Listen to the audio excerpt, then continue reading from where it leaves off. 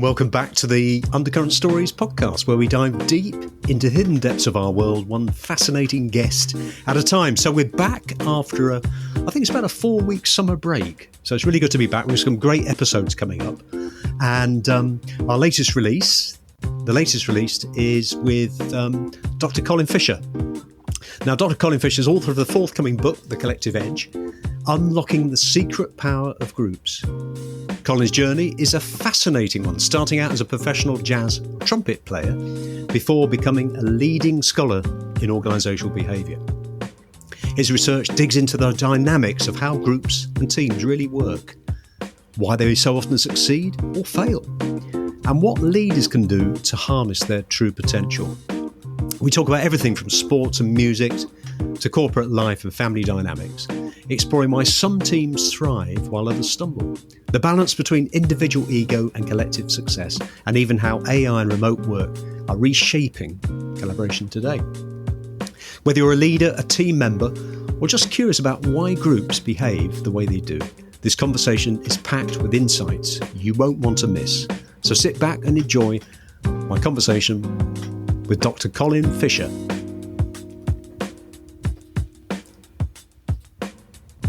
Hello and welcome to Undercurrent Stories, Colin. Thank you so much, Robert. Really happy to be here. It's great to have you on. I think we spoke about just before I went on the show that the book is really good. It's what I like about it is that you've written it in a sort of non-academic way, so it's simple to understand. But my goodness, you look at the back and all those acknowledgements and all that research that's been done that you have distilled down. It's amazing. Well, thank you. I'm so glad to hear you're enjoying it. And that was definitely my intention, that there's so much great research about groups. And I feel like people don't always know about it, that a lot of people go into these kinds of books looking for things about themselves as individuals.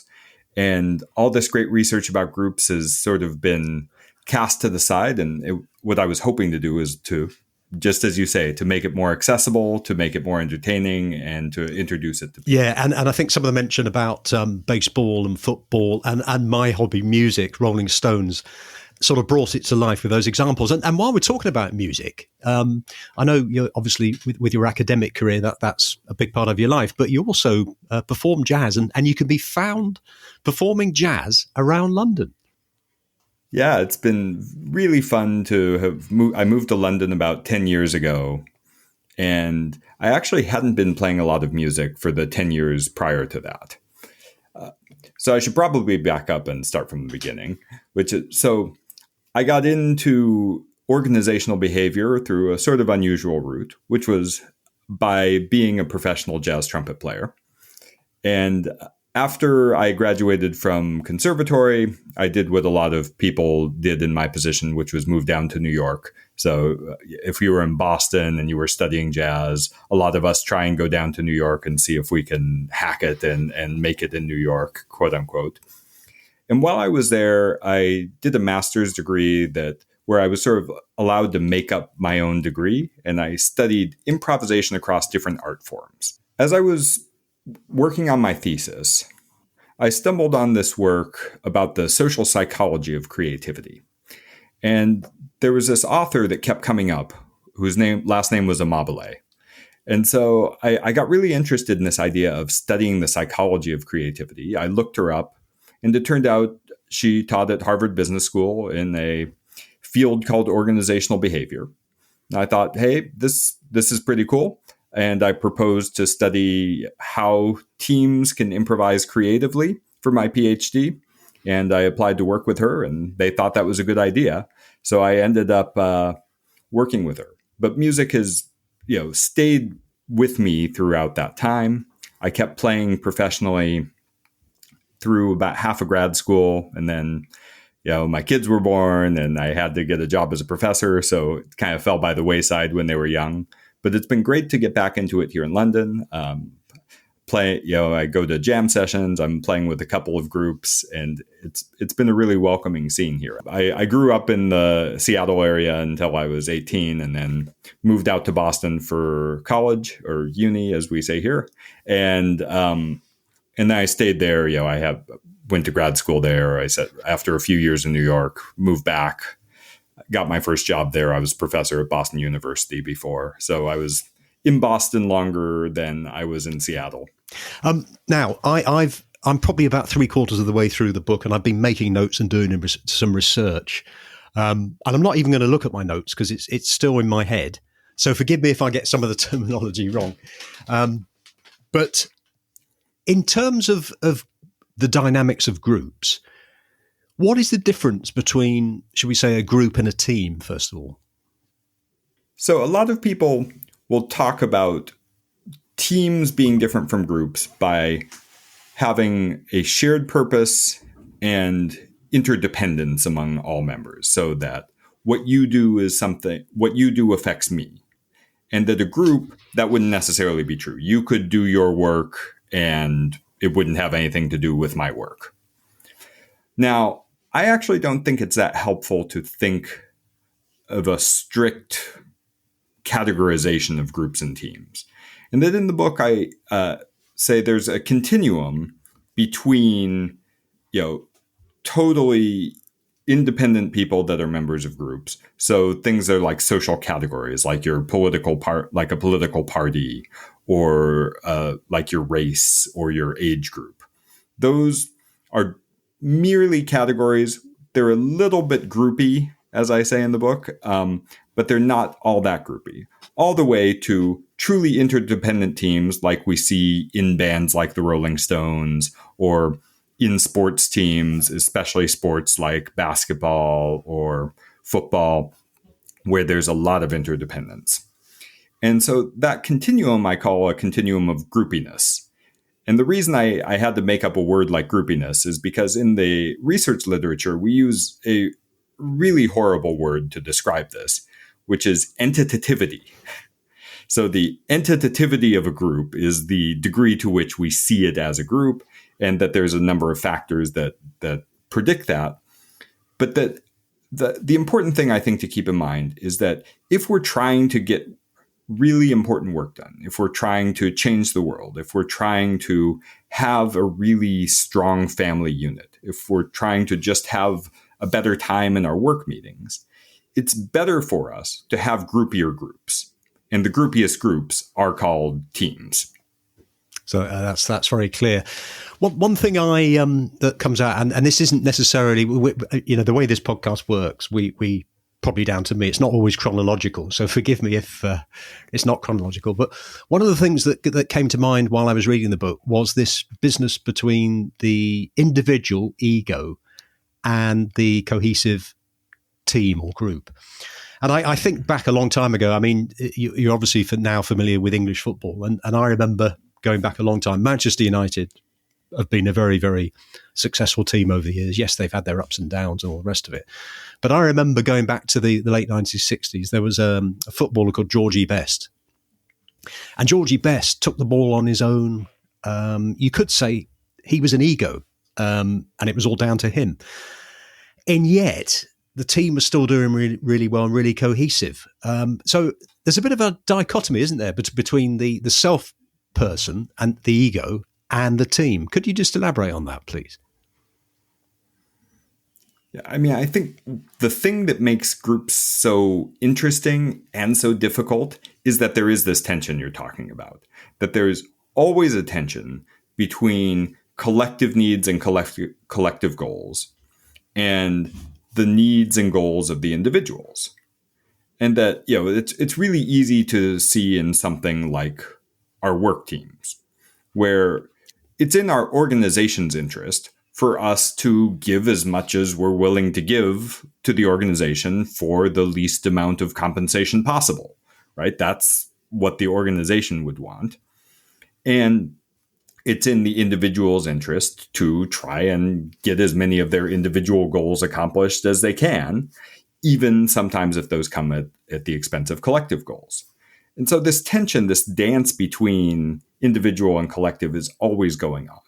And in sports teams, it's really interesting. And there is research that says if we have too many stars on the same team, that's going to start to hurt team performance precisely because of their egos, because they're not willing to take on these more supportive roles of another star. Now, I think that's absolutely true, and that we see this all over the place, where people aren't willing to play roles that don't give themselves, status and credit and the rewards that they would get as an individual from their membership in a group. But it's also the problem of having too many stars on a team is a little bit uncommon. And there's lots of all-star teams, music groups, sports teams that do just fine as well. And the key, I think, there is really rallying around collective goals. So that if we all have a very clear shared objective, we all believe it's going to be challenging and require our full engagement and motivation, and we understand why it's an important thing to achieve, both to us personally and to us as a collective, or in a lot of cases, to the world. And under those conditions, we can get a team to really rally around a strategy that maybe it's star-centric, maybe it's letting one person have the ball all the time. But because we understand what that goal is, we all share that goal, we understand why it's going to take us all committing to it and why it's important to do, then we can still keep a team together. And so that's really, in the book, I talk a lot about one of the core functions of leadership in groups is to keep us focused on what these goals are and to continually articulate to members why it's going to be important, and to keep navigating this dance between times where it feels like our individual goals may feel at odds with the other goals. I would suggest that the book is aimed quite probably 70% for the corporate world. But also, I think it's just as useful for anybody at any stage of their life, whether they're a member of a family or a social group, retired, at school or whatever. Why is it so important for readers and people to understand the dynamics of teams? Well, group dynamics are important because they're shaping our lives all the time. But our psychology predisposes us to overlook them, that we sort of look at group dynamics as these qualities of environments or situations. And that we know from years of social psychology about what's called the fundamental attribution error. And the fundamental attribution error is our tendency to look for causes based on individual dispositions, things like personality, the traits you're born with, things that are really internal and intrinsic to that person. And so when we see somebody come to a meeting late, we think, oh, they're irresponsible or they're lazy or flaky. We don't think, maybe there's something about their knowledge of their contribution to the group, how they feel like they fit in, whether they're being communicated with in the same way as everyone else.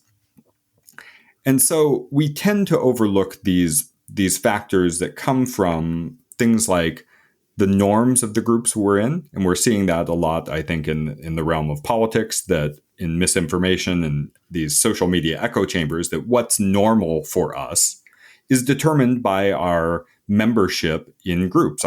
When we identify with a group, that changes what we think reality is. It changes what we accept as fact, what we think is an acceptable way to deal with each other, and what's an unacceptable way. And so these kinds of factors tend to get overlooked when we're trying to affect both individual change and change in some of the most important parts of our lives, whether it's with our families or whether it's all the way into social media misinformation and politics, that we have to pay attention to group dynamics. And that what I hope the book is doing is saying, we know these are here, but we need constant reminding that these are affecting us. Because if we're sort of left to just reason it out on our own, we're going to default to these stories of individualism, of heroes and villains, and just people's different individual personalities, rather than to saying, maybe there's something about group dynamics that are causing both these problems and some of the wonderful things that we have in the world. The best innovations, the best music, the best sports are all also products of group dynamics.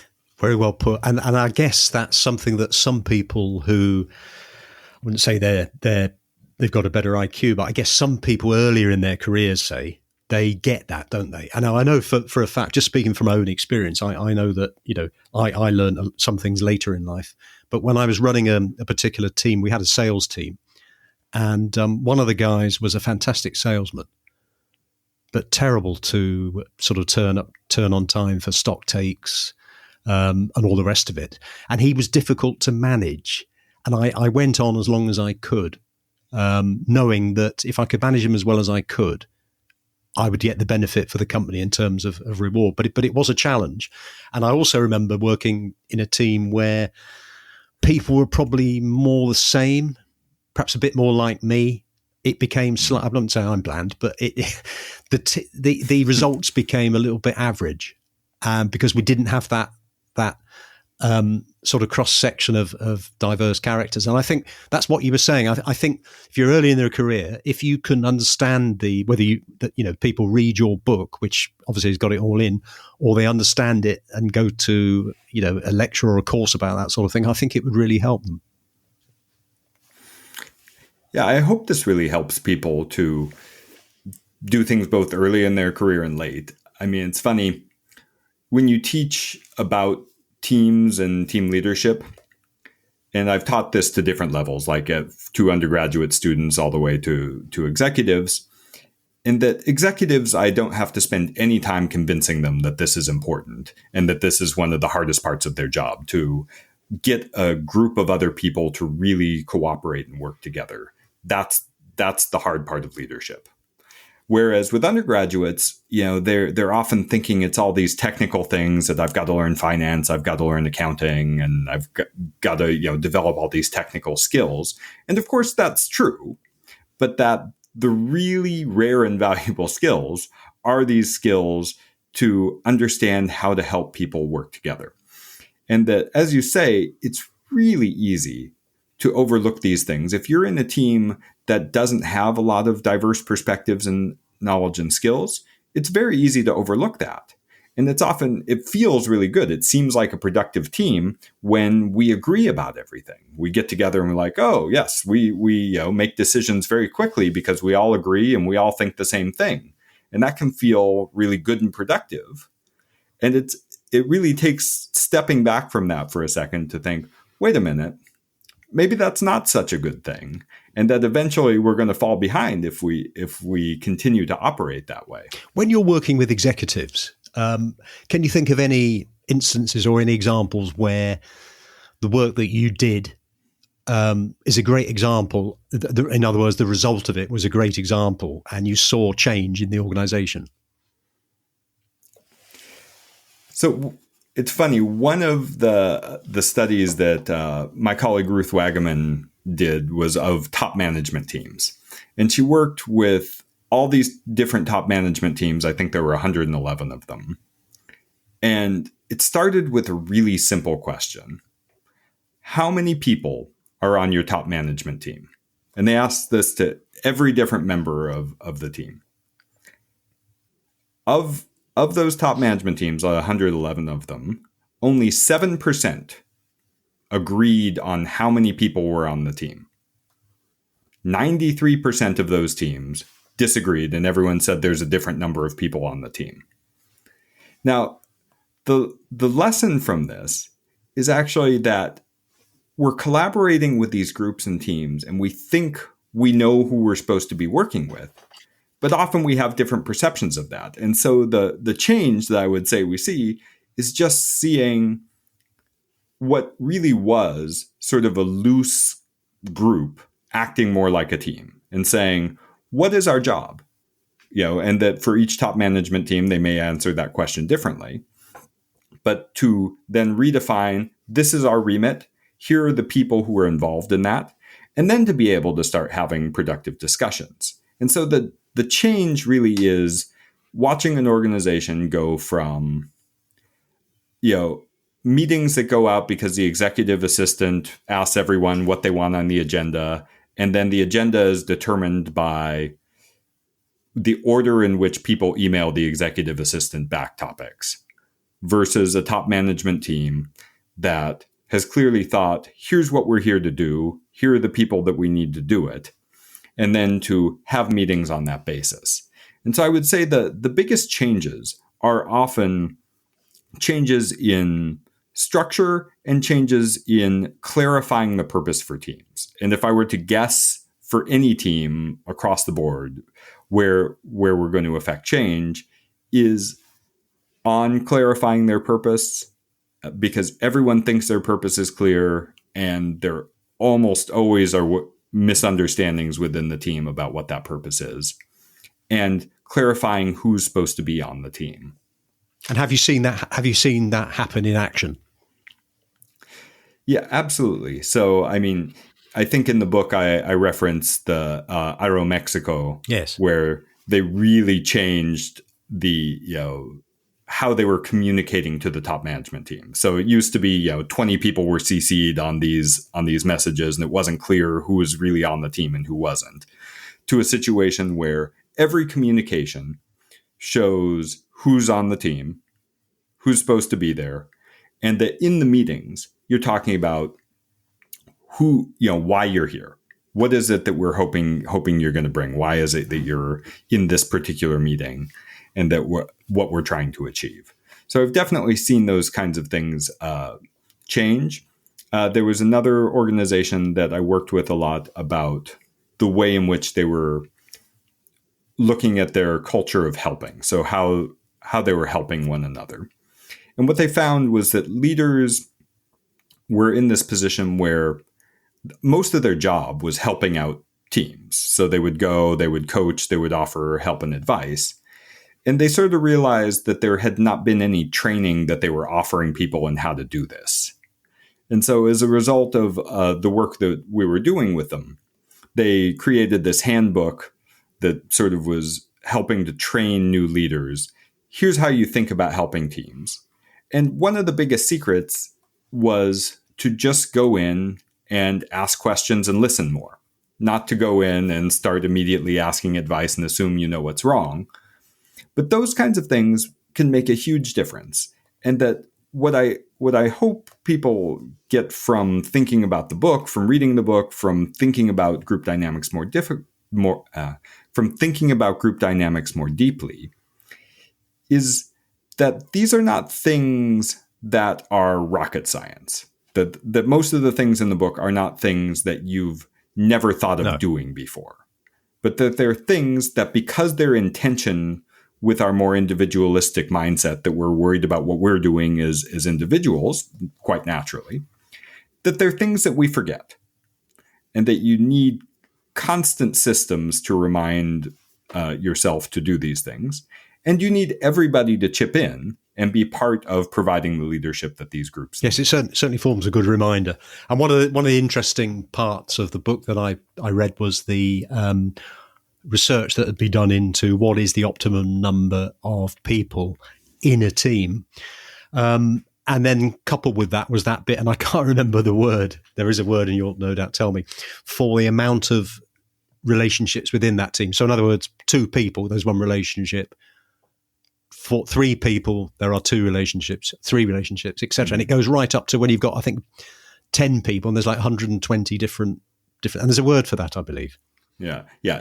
So we say dyadic relationships. Yeah. So how many dyads are there within the team? Yeah. So as you say, group size matters a lot. And that with most questions people ask me about groups, I'll give kind of a hedging answer and say, oh, it depends on this or it depends on that. But group size, I'll give you a very concrete answer, which is I think you should have 4.5 people on your team. Now, that's pretty hard to do because we can't have 4.5 people.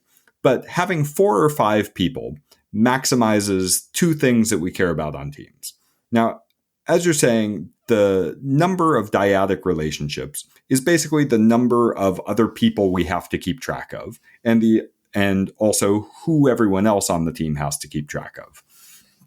And there's just an upper limit to how many of those relationships we can really keep in our mind and understand at one time. And that the tipping point seems to be around 7 people. That when we go from 7 to 8, people really start to wonder, oh, does everyone know each other? What is everyone's relationship with everyone else? And it becomes much more unknown. Whereas if we have 4 or 5 people, we probably have a pretty good sense of that. So there's been research that was done by one of my mentors, Richard Hackman, on when people are most satisfied in groups and how that relates to group size. And so they asked people on a variety of different kinds of teams, how satisfied are you with the size of this team? Do you think it's too big or too small? And they found the too big and the too small line crossed at around 4.5. And that's part of where that number comes from, that people are most satisfied being on teams that are about 4.5. And we can think of anything from a dinner party to a work meeting and think, when am I going to have a meaningful conversation? When am I going to really feel heard by everyone else in the group? And that number 4.5 usually resonates with people. Then there's other research that's been done in a variety of contexts on what's the number of people that's most effective for task performance? When do we get the best work? And then depending on industry, we get anything from 3 to 7 people on a team for that. And so if we kind of look at when are people happiest in teams and when do teams do the best work, that's where we get right at that 4.5 number. It's right in the middle of both when people are happiest and when the work gets done best. So I would highly recommend, if you can have meetings where you're really trying to make a decision, where you're really trying to get work done, and that they're right around that 4.5 number, everyone's going to be a lot happier. So I guess what you're saying then is that if, say, you've got a sales team within a large organization of, say, 25 people, rather than have everybody working as one team, try and break it down a little bit, maybe by geographical region or, category type, that type of thing, to make it more efficient. Anytime And that it doesn't always have to be the same people doing in the same groupings. That anytime you have a, quote, team of 25 people, what you actually have is what we would call a multi-team system. You have a bunch of interlocking smaller groups that are in there. And they may be formal or they may be informal. But that you're better off recognizing what is the work we need to get done, what kind of decision do we need to make, and then making sure you have only the people you absolutely need involved in that. If you have if all your meetings have all 25 people, you're not going to have very effective meetings. You're going to have one-way communication. You might be able to vote on something. You might have a few people who speak up in that meeting, but you're going to have a lot of people that never contribute, and you're going to have a lot of people that feel like that's wasting their time. So, yes, absolutely break down these larger teams into smaller task-performing units, whether they're task forces, whether they're special projects, or whether it's just a one-off meeting where we're going to have a small group of people make a decision or synthesize some information and then report it back out to the larger group. And you can see almost any kind of larger team works this way. So in American football, yes, there are 11 people on the field at one time, but there's 22 total starters, there's different position groups. And when you watch how they practice, how they meet, they don't meet all of them very often. Right? Most of their practice time is spent in these much smaller groups, that the offensive line talks together, that the defensive backs meet together. And again, that has this character of having about that desired number of people in it.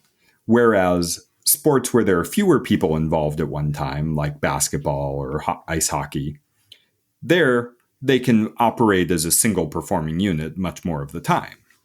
So most people sort of recognize this, except in business, right? Like, orchestras tend to recognize this, music, sports teams tend to recognize this. But for some reason in business, we think it's a good idea to have repeated meetings with 10, 20, 30 people in them all the time, and that's a good way to get work done. And in a way, it's because we have such undefined tasks at work that, like in sports or in music, it's really clear what we're supposed to do. We have clear roles, in music tied to our instruments, that we know what we're there for. But at work, it's much more ambiguous, and we need to create that structure. And this is the thing, and part of why I think the book ends up being about work quite a bit, is because that's where we get it the wrongest on some level, that we know we need to be in groups and teams, but our tasks are not nearly as well defined. They're not like sports. They're not like music. And what I hope people do is they make them more like that they make tasks that are engaging, where people do have clear roles, where they do know how they're contributing. And that when we just have meetings with 30 people where the manager talks at everyone for an hour, that doesn't have that character at all. Helpful advice, I think. I read somewhere quite some time ago, it wasn't in your book, Colin, they were talking about optimum size of companies operating as one company. And this is particularly true of startups, where they grow very quickly. And there was, I think the number, it was either 200 or 300 people was the optimum amount. And in the stuff I read, I don't know how true it is or whether you've heard it. And this goes back to when we were tribes. Have you heard that at all? So I haven't heard that particular number. I mean, I think one that I have heard that sort of dates back to our psychology is what they call Dunbar's number, which is the number of social relationships that we're capable of having. And most people say that's around 150. So, if you look at your social network and you kind of count out, you'll get to about 150. For organizations, I think it's an interesting exercise to think about optimum size for organizations, but that it really depends how you organize.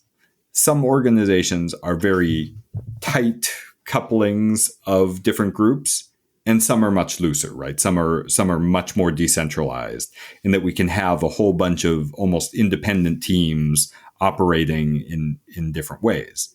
So, a company like McDonald's is gigantic by operating in franchises, right? That they don't operate as a single monolithic organization. They operate as a bunch of satellite organizations that are kind of organized around a much more central one. And so how you scale your organization is very coupled with the structure that you're putting in place. I think it's definitely a mistake to say, we're going to have 10,000 people around the world in our organization, and we're going to do everything together, that we're going to all make centralized decisions, and that's going to go out to all our different geographic locations. That's not going to go very well, because there's going to be different local interests and local needs. So I think it's a really interesting thing. I haven't seen research that I would put a lot of stock in that shows, there's a perfect number for an organization, unless we qualify that with saying within a certain structure. So if you mean we're all housed in one headquarters, we're all working together, smaller is going to be better for the culture and your coordination within there.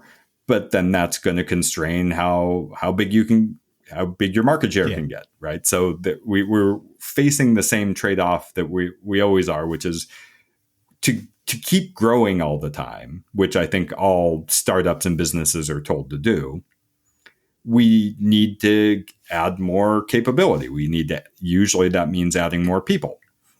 But when we add more people, that creates coordination costs, that it's harder to coordinate with more people. And does that offset our productivity gains? That's the $1 million question for everyone, and whether you're looking at a small team, or you're looking at a large organization. And I think when you have really good group structures in place, it's a lot easier to grow when you can continue to add these sort of small task performing teams rather than continuing to just add one more person Yes. to a kind of already growing pile of people. And talking about productivity, I recall the example you gave about the Weyerhaeuser lumber company in the US, where I think from memory drivers were only getting about a 60% payload on their lorries. So the management decided to do something. Could you just tell listeners a bit about how that productivity increased? Yeah, so this is a great story that comes from research by Ed Locke, who's one of the founders of goal setting theory. And he was in academia, and then he left academia to go work for Weyerhaeuser for a while. And that what he did was, first, he asked the drivers what was a realistic goal. And so, and that what we want out of these goals is that they're numeric, that they're going to give you a percentage of specific number, that they're going to be as challenging as they can make them, but still feel like they could attain them. And so they set quite a high goal. I think it was in the low 90s. It was like 92 or 93%. And so, he got that from asking people what they thought they could achieve if they were really doing their best work. And so they set those clear numeric goals of around 93%.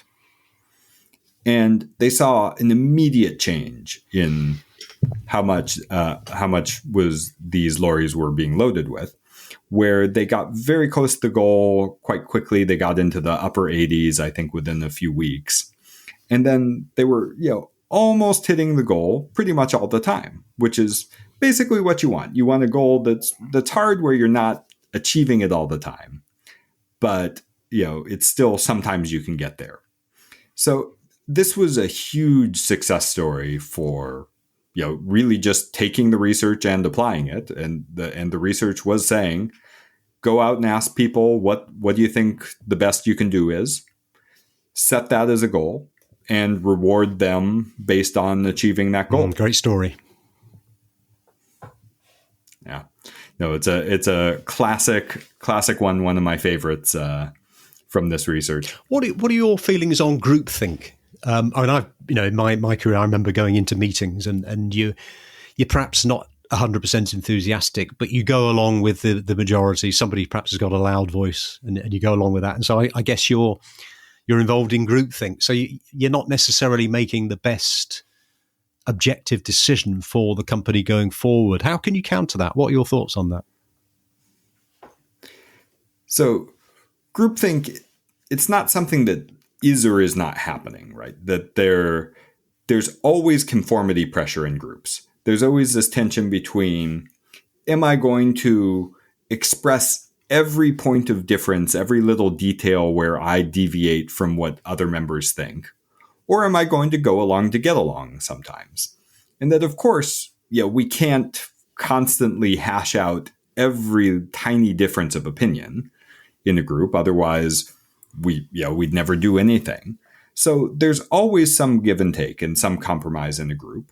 And that kind of pressure to conform in the interests of efficiency or in the interests of group cohesion is quite natural, and sometimes is quite functional for a group. Because again, there's evolutionary psychologists think that groups that didn't have enough of this conformity pressure would have had a lot of trouble being decisive, that they might not have been able to capitalize on new opportunities, like we've discovered a new watering hole, or we think that there's a storm coming and we need to take cover, there's a lot of times we need to be decisive. And that those kinds of quick decisions do get, are easier when there's more conformity pressure. But when we're making complex decisions in today's world, there's often a lot of things our brains didn't evolve to take into account. And these quick decisions in organizations or in your family, where we're always listening to the loudest voice, where we feel like we can never speak up, where we can't express our views and our opinions, that's when there's really what we would call groupthink, that the conformity pressure is getting out of hand. And that it's almost always the case, whether you're talking about, you're at the family dinner table and, I've got teenagers now, getting them to share what they actually think and what they want is a challenge. It takes concerted effort to get everyone feeling like my opinions are valued. When I speak up, I'm not going to be punished by the group or looked down upon. And so it's much more common that we're in a situation where we need to encourage people to speak up and share their opinions. The best way to do that is to create what researchers call a culture of psychological safety. And that literally is feeling like it's okay to speak up, like it's okay to admit when you make a mistake, to ask a question without people making you feel dumb, to suggest a wild idea. Now, I think the mistake a lot of people I've taught this to make initially is thinking psychological safety feels like a very chummy group. It feels very warm and welcoming to be a part of. But that's not necessarily the case. A really psychologically safe group might seem a little bit combative. They might be arguing with one another more than a normal group because it's a group where we feel it's okay to do that and we're not jeopardizing our membership in this group. So psychological safety means actively encouraging disagreement. And that the way you can do that as a leader is by asking for it, by saying, I really want to hear if there's a dissenting opinion. I'm not going to ask, does everyone agree? I'm going to ask, okay, who disagrees with this and why? I'm not going to rely on people to admit when they're making mistakes on their own. I'm going to model that. When I make a mistake, I'm going to own up to it. I'm going to tell the group what I learned from it, and I'm going to encourage them to do the same. So that these kinds of behaviors over time create a culture that's slightly inoculated against groupthink. And whereas when we reward people who agree with the leader, who tell us what we want to hear, or who just seem agreeable and go along with whatever everyone else wants, that's not what we want to be rewarding in most groups. So, we want to be encouraging this kind of dissent. So that initial encouragement and function has to come from the leader initially. However, over a period of time, you would hope that the culture would be such that somebody would feel able to maybe challenge some of those or question some of the up and coming decisions that are going to be made. Absolutely. I mean, it doesn't have to come from the leader, but leaders do have a disproportionate influence over psychological safety. And that's mostly because it's easier to kill than it is to grow. Yeah. So it only takes criticizing someone for making a mistake once. It only takes punishing someone for an experiment that doesn't work, once, for the group to quickly get the message that this is not the kind of behavior that's going to be rewarded. It's the kind of behavior that's going to get punished. And that our psychology does have an unfortunate feature that that bad is stronger than good in our memories.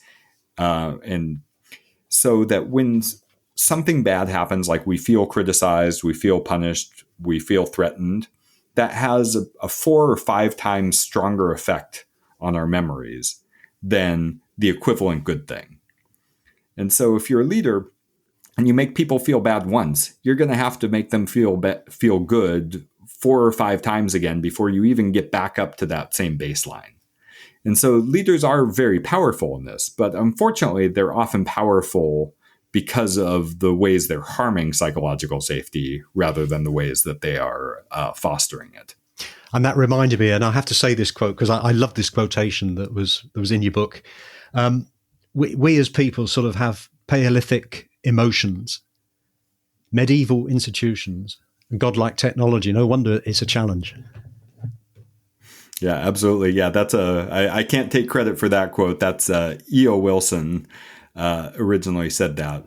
But it's certainly true about groups that our brains were designed for this Paleolithic time when being separated from the group, being ostracized from your tribe, was a virtual death sentence, right? And so we're so afraid of ostracism that we're in these meetings. And even though speaking up, 9 times out of 10 is not going to cost us anything, we still don't do it, right? That we're still so hesitant because we're wired to be so afraid of ostracism in our own group. And then, as you say, our technology unfortunately now outstrips our brain's ability to regulate it. And that's why, I think group dynamics are just so important in today's world, that we're seeing case after case where our most tribal instincts, our instincts to turn to those we see as like us and on our side, a member of our tribe, and to turn against anyone that we perceive to be outside of that.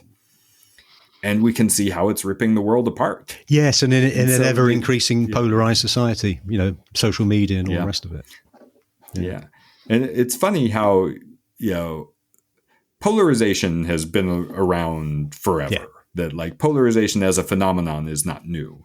But the extent of it and the rate of spread and increasingly how few different identities we can claim, that it is, I think, what's striking. And my own view of that is I think a lot of it's to do with typing, because yourself when you're doing an email, you can say something on an email which actually the recipient receives, and they think you're saying something else, and you end up with this sort of long-winded email stuff. And I think that's what's happened with social media.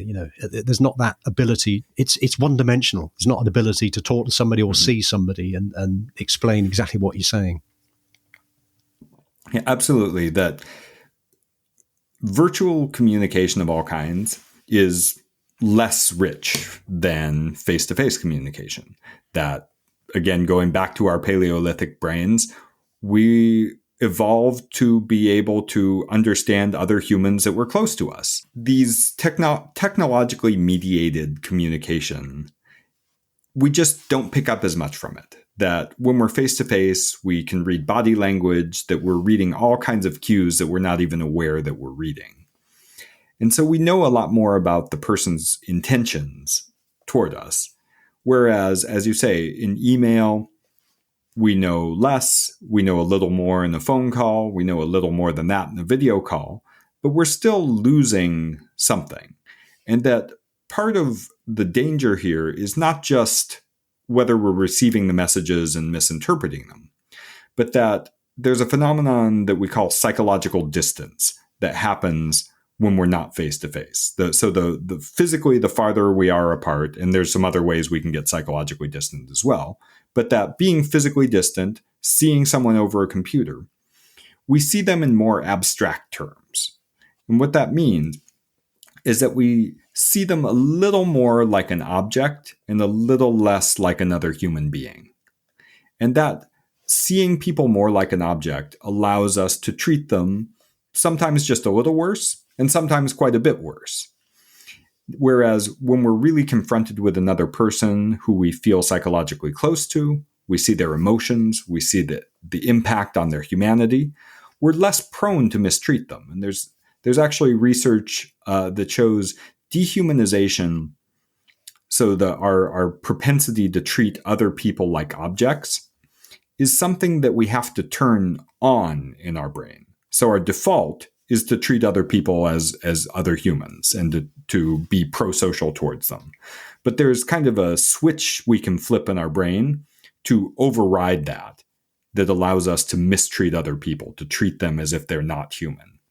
And that actually takes some cognitive effort. It's not a huge amount of cognitive effort, but it takes some to override that default. And that all these technologically mediated communication just make that a little bit easier, right? But that little bit adds up when added up over billions and billions of people. I've got sort of one last question. I'm conscious of time, Colin. I've got one, and we, it's such an interesting subject. We could be here for hours, but I'm conscious of time. So I'm going to try and get a couple of questions, 2 or 3 questions in one little diatribe. So forgive me for that, but hopefully I'll be able to say it in such a way that you can probably answer the whole thing, because I think it's linked together. So, so looking to the future, a lot of people are now working from home. COVID obviously helped that. A few people are starting to go back again. We've got mental health, sort of what they call a mental health epidemic, however real that is. We've got that as well. We've got yourself saying, and I agree, how great. It's not just yourself or me. It is research is telling us that the effectiveness of teams and groups is much better when we cooperate. And then we've got AI coming in, and there's even more opportunity to, collaborate more with a bot than ever. And I'm hoping that I'm going to get a nice answer for this for the future. What are your thoughts on all that put together? And does it all sort of interlink? Yeah. So technology for us to collaborate is changing faster than ever. Right? So as you say, there's AI, there's working from home, there's virtual teams, and that we've had to adapt to that at a really fast rate, that we've really had to work at this. I think that a lot of these technologies are reasons for optimism, that we can bring in more diverse expertise from all over the world, that we can process information in ways that we didn't have available to us before through AI. These are great opportunities. But like any new technology, there's a learning curve. And there's a learning curve with letting them into how we cooperate. The key, I think, is to recognize that these things are going to change how we collaborate and cooperate. That AI isn't just something we're going to plug into our team and substitute for a person. It's not something that's just going to, slot neatly in without changing anything else about the way that we interact with one another. It's something that each team is going to learn how it fits in, and it itself is changing, right? Like what AI can and can't do, what it's good at, that's been changing really rapidly too. And so what I hope people do with this is that they take learning seriously within their teams. And what I mean by that is to say, we're dealing with so many things where we're going to try it out. It's not going to work perfectly. There's going to be some things we don't like about it at first. We can either say, oh, we're not going to do those things, or we can make sure that we're creating time to talk about how we're going to deal with that. How could we do this better? How could, which parts of what we're doing do we need to do this way? We're meeting virtually. It used to I feel a little bit less close to my teammates. What can we do about that? How can we overcome that? And that the answer for each team might be slightly different. That the way we're going to overcome some of the both opportunities and limitations of these new technologies are going to depend on what you're doing. They're going to depend on your task. They're going to depend on your team. But the things I have a lot of confidence in are that the groups that actively are doing an active learning process where they have an idea, they try it out, they experiment, they collect that data, and they think about what does that data mean, and that feeds back into another experiment, that I think those groups are going to figure it out. The groups that kind of go gung-ho into we're going to now change everything all at once, whether that's everything's AI and everything's virtual, or that's everyone come back to the office and no one use AI, I think both of those are going to fail. That if we try to have this top-down approach to change and say everyone's got to do the same thing, and there's this one central authority that understands best how to implement that change, I think that's not the way we're going to cope with a changing world. That small groups figuring out what's best for their group and then trying to share that information across groups, that's where we're going to get positive change. And I think we're all better. We're all better at virtual teams than we used to be. I'm not saying it's perfect, but we're all a lot, I remember in the pandemic when I had to teach online for the first time, it was quite awkward, but it's, I'm better at delivering it. The students are better at receiving it, that it's improved.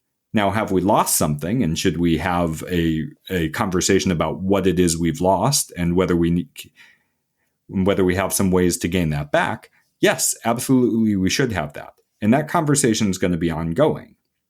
So I'm honestly an optimist about all these things, despite knowing the dangers they have for groups and collaboration, because with every other technological change we faced, we've had people decrying what was lost, that, whether that was the invention of the telephone, whether it was the invention of the printing press, that we've had the same kind of concern and that things were lost. But we also figured out how to make the most of the things we gained from that. And I'm confident that we'll get there. Whether there are some growing pains along the way, I think, and how bad those growing pains will be is the really real question. Well, thanks ever so much for a really interesting conversation, Colin.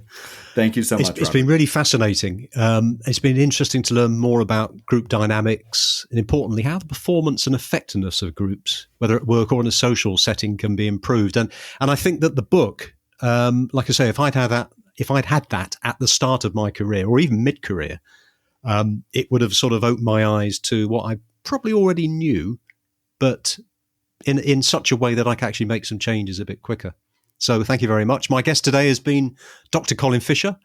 Colin is author of the book, The Collective Edge, Unlocking the Secret Power of Groups, which is coming out on the 28th of August, 2025.